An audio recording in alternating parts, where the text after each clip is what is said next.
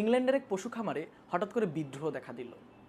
বিদ্রোহ আর কারো বিরুদ্ধে না, ওদেরই মালিক মানুষের বিরুদ্ধে। পশুদের মতে মানুষ হচ্ছে তাদের সাথে অনেক বেশি বৈষম্য করতেছিল। কেমন বৈষম্য? যেমন ওদেরকে দিয়ে অনেক বেশি পরিশ্রম করাচ্ছে, ওদের স্বাস্থ্যের দিকে নজর রাখছে না, ওদের ছুটির কোনো দিন নাই, ওদের সারা বছরই হচ্ছে কাজ করতে হয় প্রতিদিন। তারপর ওদের মধ্যে গরুরা যেমন দুধ দেয়, মুরগিরা যেমন ডিম দেয়, এই জিনিসগুলো মানুষ ভোগ করতেছে, এগুলোর কোনো বেনিফিট পশুরা পাচ্ছে না।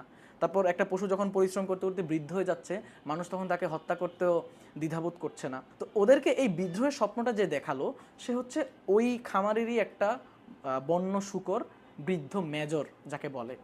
তো বৃদ্ধ মেজর হচ্ছে বেশ কয়েকদিন লুকিয়ে লুকিয়ে মানুষের চোখ, ওদের মালিকের চোখ থেকে লুকিয়ে লুকিয়ে কয়েকটা মিটিংয়ের ডাক দিল। সকল শূকর, কুকুর, তারপর হাঁস, মুরগি, কবুতর, কিংবা ঘোড়া, মানে বিড়াল, যত প্রাণী ছিল সবাই আসতো এবং বুড়ো মেজরের দেখানো বিপ্লবের স্বপ্নে সবাই হচ্ছে একদম চোখ জলজল করে উঠতো যে একদিন ওরা মানুষকে উৎখাত করবে এবং ওরা পশু প্রজাতন্ত্র হচ্ছে কি বলে প্রতিষ্ঠা করবে। একদিন হঠাৎ করে সেই বুড়ো মেজর মারা যান। উনি মারা গেলে বিপ্লবের ভারটা ন্যস্ত হয় আরও দুইটা শূকর, তাদের নাম হচ্ছে নেপোলিয়ন এবং স্নোবল। ওই পশু খামারের মধ্যে শূকররা ছিল সবচেয়ে বুদ্ধিমান প্রাণী। ওরা টুকটাক পড়াশোনা করতে জানতো এবং ওদের ব্রেন ছিল অন্যদের থেকে বেশি সুগঠিত, অনেক ভালো কাজ করতো। তো নেপোলিয়ন স্নোবল যখন দায়িত্ব পেল বিপ্লব সামলে নেওয়ার, তখন হচ্ছে ওরা খুব সুচারুভাবে একদম দুই দেহে এক প্রাণ টাইপ অবস্থা। একদিন হঠাৎ করেই, মানে ওদের পরিকল্পনার বাইরে গিয়ে হঠাৎ করে, ওরা কেউ আশাও করতে পারেনি, ওদের বিপ্লব সফল হয়ে গেল। ওরা কোনো এক কারণে মানুষদেরকে উৎখাত করতে পারলো।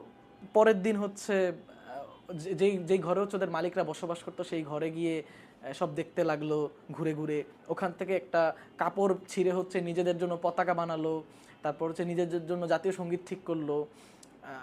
তারপর ওরা ঠিক করলো যে ওই যে ঘরটা, যেই ঘরে ওদের মালিক থাকতো, সেটা তো ওরা কেউ যাবে না, এটাকে হচ্ছে ওরা জাদুঘর হিসেবে ব্যবহার করবে। এতটুকু শোনার পর নিশ্চয়ই আপনাদের কাছে ঘটনাটা খুব রিলেটেবল লাগতেছে, তাই না? খেলা মাত্র শুরু, এখনই শেষ না, জাস্ট লিসেন। ওরা পশু প্রজাতন্ত্র প্রতিষ্ঠা করার জন্য কিছু নিয়ম বানালো। যেমন যে কোনো দেশ বা যে কোনো একটা প্রতিষ্ঠান চালানোর জন্য সংবিধান বা মূলনীতি খুব গুরুত্বপূর্ণ। তো অনেকটা সংবিধানের মতো করে ওরা 7টা নিয়ম বানিয়ে দিল। 7টা নিয়ম কি ছিল? নিয়মগুলো এরকম যে মানুষ হচ্ছে ওদের চিরশত্রু আর সকল পশু সমান, সকল পশু তাদের বন্ধু।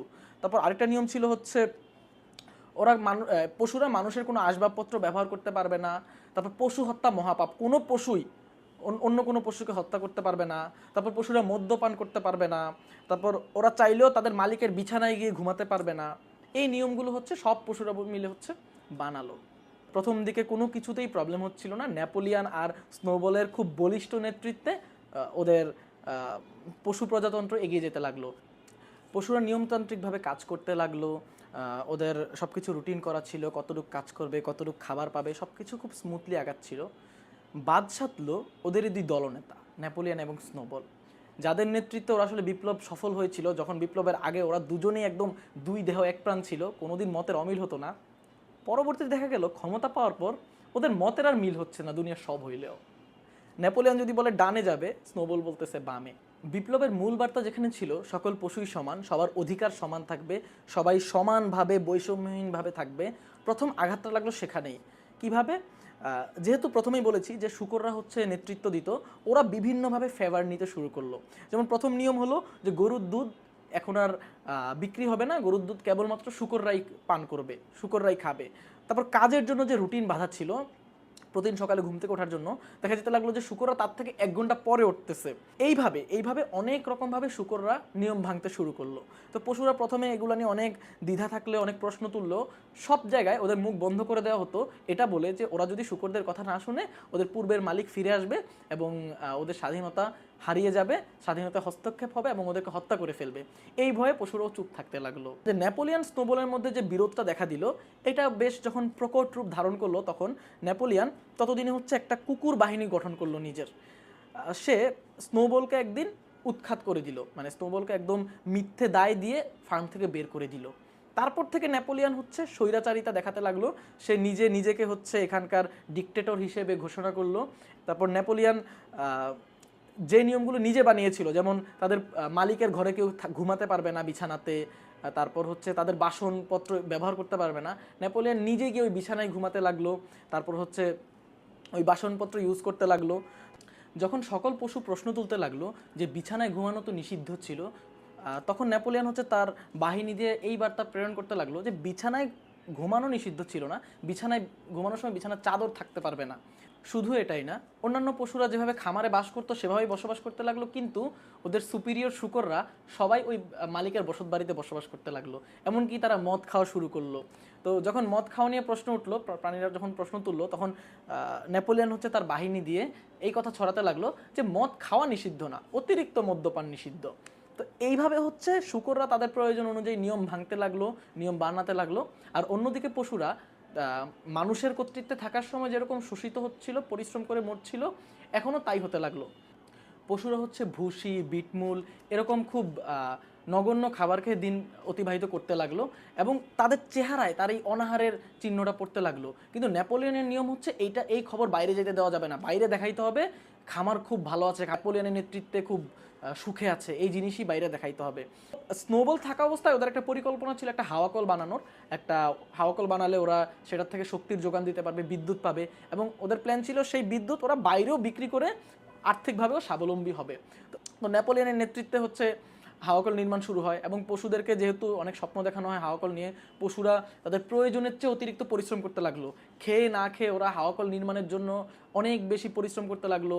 একদিন ঝড়ে, অনেক প্রবল ঝড়ে হাওয়াকল যতটুকু নির্মাণ করেছিল সেটা ভেঙে পড়ে গেল। পরের দিন দেখা গেল নেপোলিয়ন দোষ দিচ্ছে যে এটা নাকি রাতের বেলা স্নোবল এসে ভেঙে গুড়িয়ে দিয়েছে।